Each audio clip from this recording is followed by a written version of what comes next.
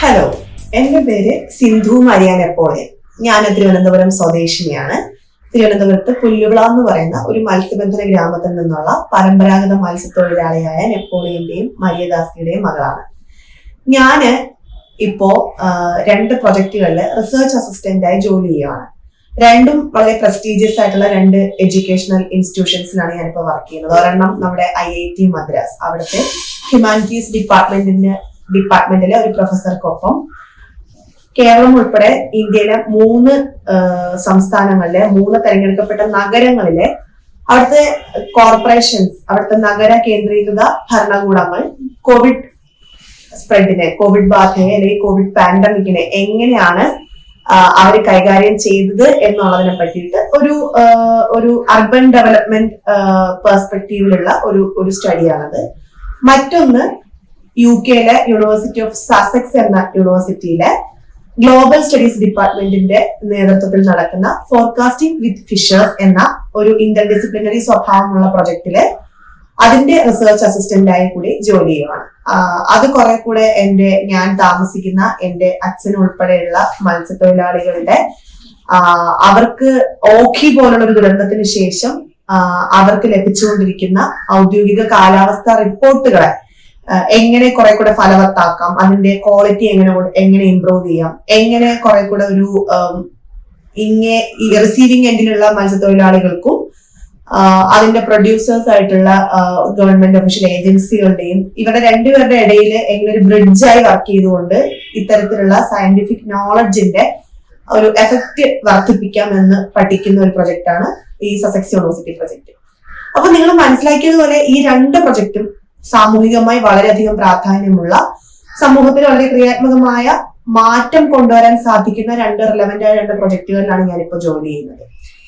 ഈ ജോലികളിലേക്ക് എന്നെ എത്തിച്ചത് ഹ്യൂമാനിറ്റീസ് പോലെ വളരെ മാനവിക വിഷയങ്ങൾ എടുത്ത് പഠിക്കാൻ അവസരം നൽകിയ ഒരു വലിയൊരു ഒരു ഡിസിപ്ലിന്റെ ഭാഗമായിട്ട് വളരെ ചെറിയ പ്രായം മുതൽ, സ്കൂൾ തലം മുതൽ തന്നെ അങ്ങനെ ഒരു ഓറിയന്റേഷൻ സ്വന്തമായിട്ട് ഞാൻ സ്വന്തമായി ഉണ്ടാക്കിയെടുത്തതും അധ്യാപകരും കൂടെയുള്ള കുറെ മെന്റേഴ്സ് ഒക്കെ സഹായിച്ചതൊക്കെയാണ് സോഷ്യൽ സയൻസ് എന്ന് പറയുന്ന ഈ ഒരു മേഖലയ്ക്കകത്ത് ഞാൻ ഇന്ന് വിജയിച്ചു എന്ന് എനിക്ക് പറയാൻ പറ്റില്ല. പക്ഷെ ഒരിടത്ത് നിന്നു പോവാണ്ട് വളരെ ലോകോത്തരമായ 2 പ്രൊജക്ടുകളുടെ ഭാഗമായിട്ട് ഇന്ന് എനിക്ക് ജോലി ചെയ്യാൻ സാധിച്ചതിന് കാരണം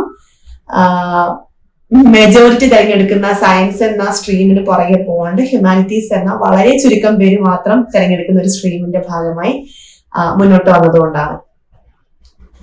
നമുക്കറിയാം, നമ്മുടെ എല്ലാവരുടെയും വളരെ വളരെ വളരെ പ്രിഡോമിനന്റ് ആയിട്ടുള്ള ഒരു വിശ്വാസമാണ് 10ാം ക്ലാസ് കഴിയുമ്പോഴത്തേക്കും തീരെ മാർക്കില്ലാത്തവരോ അല്ലെങ്കിൽ വലിയ കരിയർ താല്പര്യമൊന്നും ഇല്ലാത്തവരോ അതും അല്ലെങ്കിൽ പഠിക്കാൻ ഭയങ്കര മടിച്ചുകളോ അങ്ങനെയുള്ളവർ മാത്രം തിരഞ്ഞെടുക്കുന്ന ഒരു സ്ട്രീമായിട്ടാണ് ഹ്യൂമാനിറ്റീസിനെ നമ്മളൊക്കെ മനസ്സിലാക്കി വെച്ചിരിക്കുന്നത്.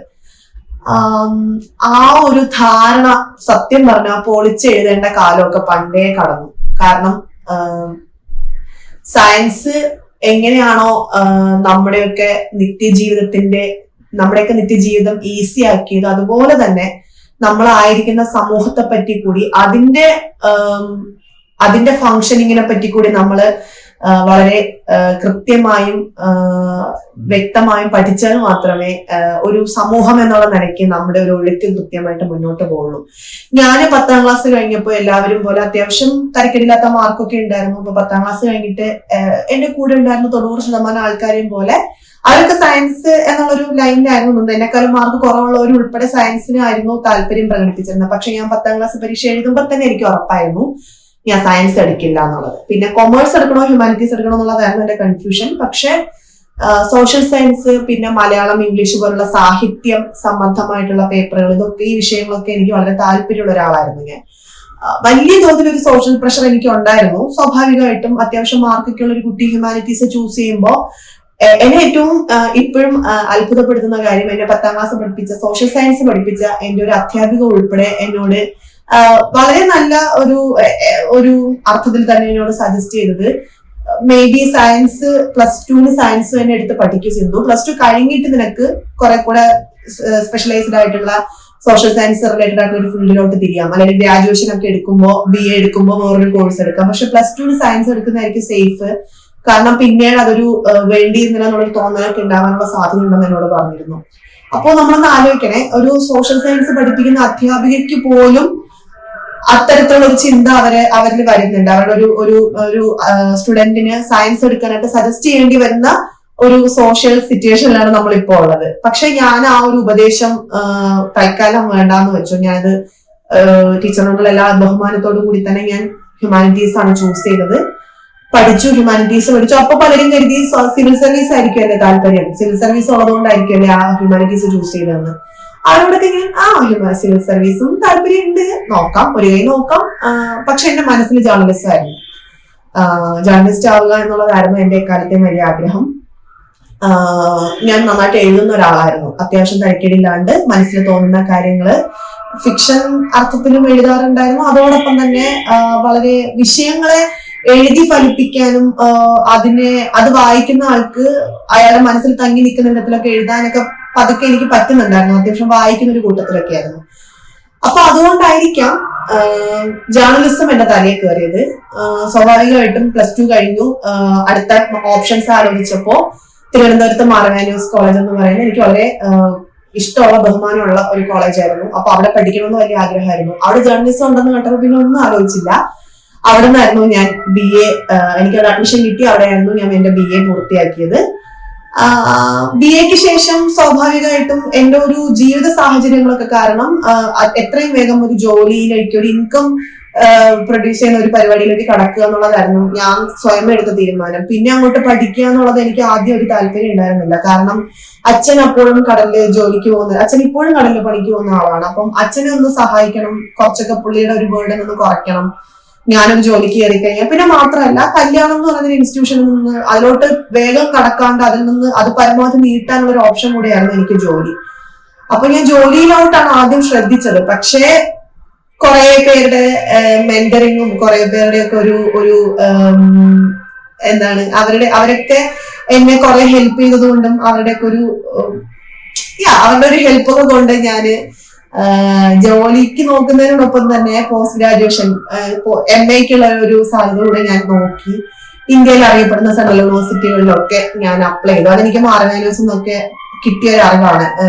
കേരളത്തിന് പുറത്തും യൂണിവേഴ്സിറ്റികൾ ഉണ്ടെന്നും അവിടെ പഠിക്കുന്നതിലൂടെ നമ്മുടെ ലോകം ഒരുപാട് വലുതാകുമെന്നും നമ്മുടെ കരിയറിന് അത് വലിയ രീതിക്ക് ഗുണം ചെയ്യുമെന്നൊക്കെ മനസ്സിലായി. അങ്ങനെയാണ് ഞാന് യൂണിവേഴ്സിറ്റി ഓഫ് ഹൈദരാബാദ് എന്ന ഇന്ത്യയിലെ വളരെ പ്രസ്റ്റീജിയസ് ആയിട്ടുള്ള ഒരു യൂണിവേഴ്സിറ്റിയില്, ഒരു കേന്ദ്ര സർവകലാശാലയില് ഞാൻ അഡ്മിഷൻ എടുക്കുന്നത്. അവരുടെ ഓൾ ഇന്ത്യ എൻട്രൻസ് ക്ലിയർ ചെയ്തു.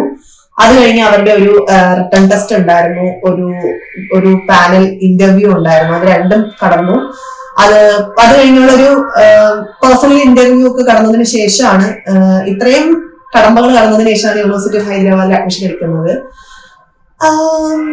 ഐ ഷുഡ് സേ, എന്താണ് പറയേണ്ടത്, നമ്മുടെ ലോകത്തിന് നമ്മൾ ഒട്ടും പ്രതീക്ഷിക്കാത്ത വിധത്തില് കംപ്ലീറ്റ് ആയിട്ട് ലോകത്തെ പിന്നെ അങ്ങോട്ട് ഞാൻ കാണാൻ തുടങ്ങിയത് വളരെ വ്യത്യസ്തമായ ഒരു വ്യൂവിലൂടെയായിരുന്നു. കാരണം ഞാൻ പഠിച്ചത്, എന്റെ സ്കൂളിംഗ് 1ാം ക്ലാസ് മുതൽ +2 വരെ ഞാൻ പഠിച്ചത് തീരപ്രദേശത്തു നിന്നുള്ള കുട്ടികൾ മാത്രം, അല്ലെങ്കിൽ അധികവും അവർ മാത്രം പഠിക്കുന്ന ഒരു സാധാരണ ഒരു എയ്ഡഡ് സ്കൂളിലായിരുന്നു. അപ്പൊ ആ സ്കൂളിൽ നിന്ന് മാത്രം കിട്ടിയ ഒരു ചുറ്റുപാടും, പിന്നെ മാറനാന്യൂസ് ഒരു നല്ല കോളേജ് ആയിരുന്നെങ്കിൽ തന്നെയും എനിക്ക് അവിടെ അധികം എക്സ്പ്ലോർ ചെയ്യാൻ സാധിച്ചിരുന്നില്ല. ഞാൻ എന്റെ ബാക്ക്ഗ്രൗണ്ടും എന്റെ ഒരു പരിമിതികളിലും ഒക്കെ മാത്രമായിട്ട് ഒതുങ്ങി, അവിടുത്തെ ആ ഒരു ജേർണലിസം ഡിപ്പാർട്ട്മെന്റിനകത്ത് മാത്രം ഒതുങ്ങി നിന്ന ഒരാളായിരുന്നു ഞാൻ. എനിക്ക് വളരെ പേടിയായിരുന്നു. പിന്നെ എന്നെ അങ്ങനെ ആ ക്യാമ്പസ് എനിക്കൊട്ട് ഹെൽപ്ഫുള്ളും ആയിരുന്നില്ല. അങ്ങനെ ഒരു എക്സ്പീരിയൻസിൽ നിന്നാണ് ഞാൻ ഹൈദരാബാദ് എത്തുന്നത്. പക്ഷെ ഹൈദരാബാദ് യൂണിവേഴ്സിറ്റി തന്ന ഒരുപാട് കോൺഫിഡൻസും ഒരുപാട് അറിവുകളും ഒരുപാട് മനുഷ്യന്മാരും ഒരുപാട് അനുഭവങ്ങളും ഉണ്ട്. ആ അനുഭവങ്ങളാണ് ഇന്നും എന്നെ ഇങ്ങനെ നിങ്ങളുടെ മുമ്പിലൊക്കെ നിന്ന് വർത്താനം പറയാനുള്ള ഒരു സെൽഫ് കോൺഫിഡൻസും ഒക്കെ തന്നത്.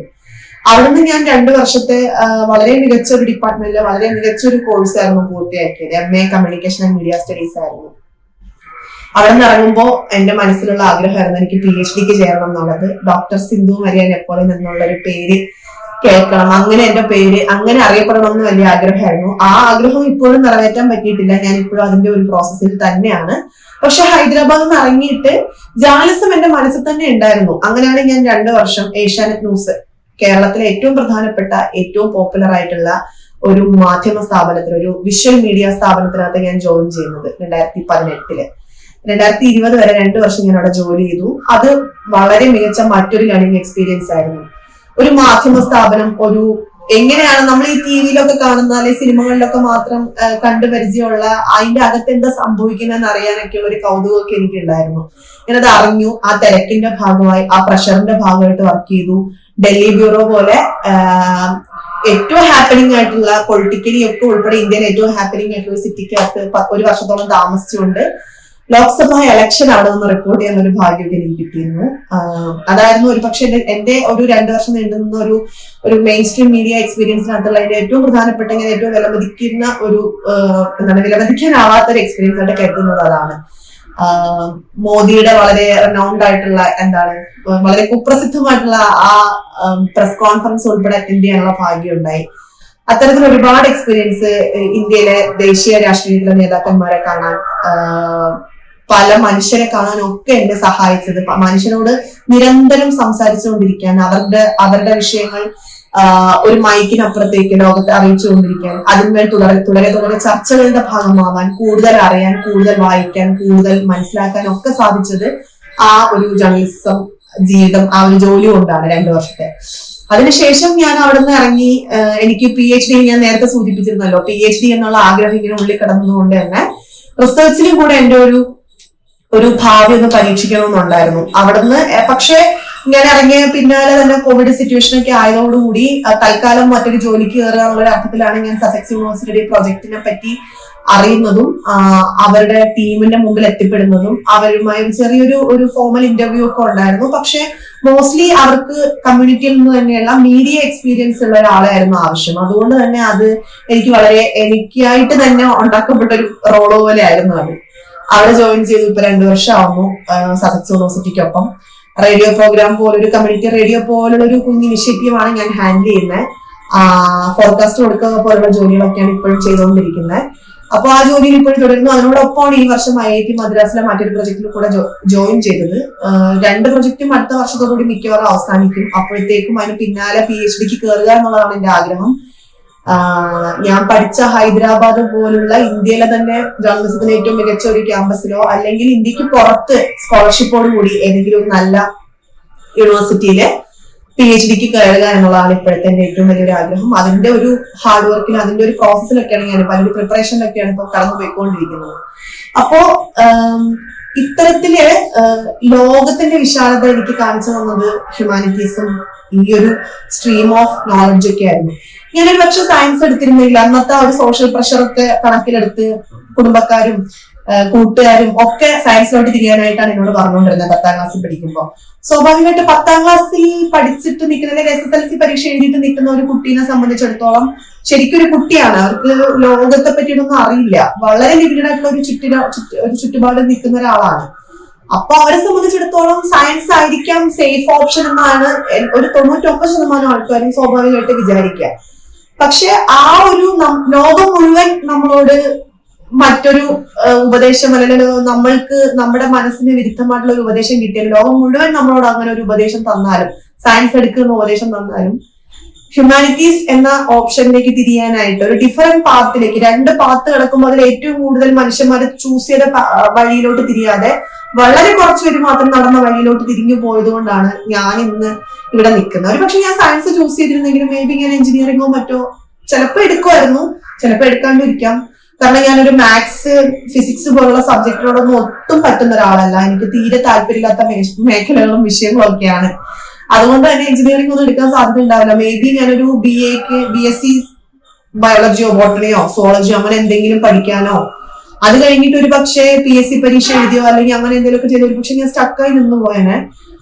PSC പരീക്ഷ എഴുതുന്നതൊന്നും സ്റ്റക്കായി നിൽക്കാനാണെന്നല്ല ഉദ്ദേശിക്കുന്നത്. പക്ഷെ എഡ്യൂക്കേഷൻ എന്ന് പറയുന്ന ഒരു BA, MA, അത് കഴിഞ്ഞ് MPhil അല്ലെങ്കിൽ PhD, അത് കഴിഞ്ഞ് പോസ്റ്റ് ഡോക്ക്, ഇങ്ങനെ നമ്മുടെ മുമ്പിൽ ഇങ്ങനെ അനന്തമായി കിടക്കുന്ന ഒരു സംഗതിയാണത്. ഇപ്പൊ എനിക്ക് PhD വരെ പഠിക്കണമെന്നാണ്. കുറച്ച് കഴിയുമ്പോൾ അത് പോസ്റ്റ് ഡോക്ക് ചെയ്യണമെന്നൊക്കെ ആയേക്കാം, PhD കഴിയാറാവുമ്പോഴത്തേക്കും. എന്താണ് ജീവിതം എനിക്ക് വേണ്ടി കാത്തു വെച്ചിരിക്കുന്നതെന്ന് എനിക്കറിയില്ല. പക്ഷെ എനിക്ക് വളരെ ഉറപ്പുണ്ട്, ഞാൻ ആഗ്രഹിച്ച വഴി ചൂസ് ചെയ്തതിന്റെ പേരിൽ എനിക്ക് തിരിഞ്ഞു നോക്കേണ്ടി വന്നിട്ടില്ല. ഒരിക്കൽ പോലും എടുത്ത തീരുമാനം തെറ്റാണെന്ന് പറയേണ്ടി വന്നിട്ടില്ല. അതിന്റെ വലിയ റിഗ്രറ്റ് ചെയ്യേണ്ടി വന്നിട്ടേ ഇല്ല. ഞാൻ വളരെ ഹാപ്പിയാണ് എന്റെ ഡിസിഷനിൽ. ഞാൻ ആ ഒരു മനുഷ്യന്മാരെ ഇങ്ങനെ കണ്ടും അവരോട് സംസാരിച്ചും അവരുടെ ജീവിതങ്ങൾ അടുത്തറിഞ്ഞും ചുറ്റും നടക്കുന്ന രാഷ്ട്രീയം മനസ്സിലാക്കിയും ചുറ്റും നടക്കുന്നതിന്റെ രാഷ്ട്രീയം മനസ്സിലാക്കിയും രാഷ്ട്രീയം കൂടുതൽ അറിയാനും ചരിത്രം കൂടുതൽ വായിച്ച് മനസ്സിലാക്കാനും ഒക്കെ അതെനിക്ക് കടന്നു വന്ന വഴികളിൽ നടന്നതിനെയൊക്കെ പറ്റി പഠിക്കാനും ആ മനുഷ്യരോട് സംസാരിക്കാനും ഒക്കെ സാധിക്കുന്നതിലൂടെ ഭാവി എനിക്ക് കുറെ കൂടെ, നമ്മുടെ ഭാവി എന്താണെന്നൊക്കെ എനിക്ക് വ്യക്തമായിട്ട് കുറെ കൂടെ ക്ലാരിറ്റി കൂടി കാണാൻ സാധിക്കുന്നുണ്ട്. അപ്പൊ ഇതൊക്കെ ലഭിച്ചത് ഇത്തരത്തിലുള്ള ഒരു the road less travelled by എന്ന് പറയുന്ന ആ ഒരു ഓപ്ഷൻ ചൂസ് ചെയ്തതുകൊണ്ടാണ്. ഈ വീഡിയോ കാണുന്ന ആർക്കെങ്കിലും ഇതിലൂടെ അവരുടെ വളരെ പ്രഡോമിനന്റ് ആയിട്ട് തീരുമാനത്തെ സ്വാധീനിക്കാൻ ഈ വീഡിയോ കൊണ്ട് സാധിക്കുമെന്നൊന്നും എനിക്ക് അറിയില്ല. പക്ഷെ എനിക്ക് നിങ്ങളോട് പറയാനുള്ളത്, മേ ബി 10ാം ക്ലാസ്സോ അല്ലെങ്കിൽ +2 ഒക്കെ സ്കൂളിൽ പഠിക്കുന്ന ആരെങ്കിലും ഒക്കെ ഇത് കാണുന്നുണ്ടെങ്കിൽ, അവരുടെ പാരന്റ്സ് കാണുന്നുണ്ടെങ്കിൽ അവരോട് എനിക്ക് പറയാനുള്ളത്, ലോകം മുഴുവൻ പോകുന്ന വഴിയെ കൂടെ തന്നെ പോകണമെന്ന് ഒരു നിർബന്ധവും ഇല്ല. ഹ്യൂമാനിറ്റീസ് ആയാലും കൊമേഴ്സ് ആയാലും കമ്പ്യൂട്ടർ സയൻസ് ആയാലും എന്ത് തന്നെയാണെങ്കിലും നമുക്ക് മുമ്പിലുള്ള ഈ ഓപ്ഷൻസിനൊക്കെ അതിൻ്റെതായിട്ടുള്ള വളരെ വിശാലമായ കരിയർ ഓപ്ഷൻസ് ഉണ്ട്. നമ്മൾക്ക് പേരിന് അറിയാവുന്ന സിവിൽ സർവീസോ അല്ലെങ്കിൽ ഒരു സർക്കാർ ജോലി PSC പഠിക്കാനോ അങ്ങനെയുള്ള നമുക്ക് വളരെ ലിമിറ്റഡ് ആയിട്ടുള്ള ഒരു അറിവേ ഉള്ളൂ ഹ്യൂമാനിറ്റീസ് എടുത്തു കഴിഞ്ഞാൽ എന്തൊക്കെയായിരിക്കും എന്നുള്ളത്. പക്ഷെ അങ്ങനെ അല്ലാണ്ട് ഒരുപാട് ഓപ്ഷൻസ് ഉള്ള ഒരു കരിയർ സ്ട്രീമാണിത്. അതിനെപ്പറ്റി കൂടുതലൊക്കെ നിങ്ങൾക്ക് ഇതിന്റെ പിന്നാലെ വരുന്ന കണ്ടന്റുകളിലൂടെയൊക്കെ നിങ്ങൾക്ക് മനസ്സിലാക്കാൻ സാധിക്കും. എന്തായാലും ഉള്ളിൽ നിന്ന് തോന്നുന്ന ഇഷ്ടമുള്ള കോഴ്സ് എടുത്ത് പഠിക്കാനുള്ള തീരുമാനത്തിന് പുറകെ പോകാൻ നിങ്ങൾക്ക് സാധിക്കട്ടെ. ലോകം മുഴുവൻ ചൂസ് ചെയ്യുന്നത്, ലോകം മുഴുവൻ ഉപദേശിക്കുന്ന തീരുമാനത്തിന് പുറകെ പോവാതെ നിങ്ങൾക്ക് നല്ലതെന്ന് തോന്നുന്ന നിങ്ങളുടെ കരിയറിനെ മെച്ചപ്പെടുത്തുന്ന ഒരു കരിയർ തീരുമാനങ്ങളിലേക്ക് നിങ്ങളുടെ കണ്ണെത്തട്ടെ എന്ന് ആശംസിക്കുന്നു.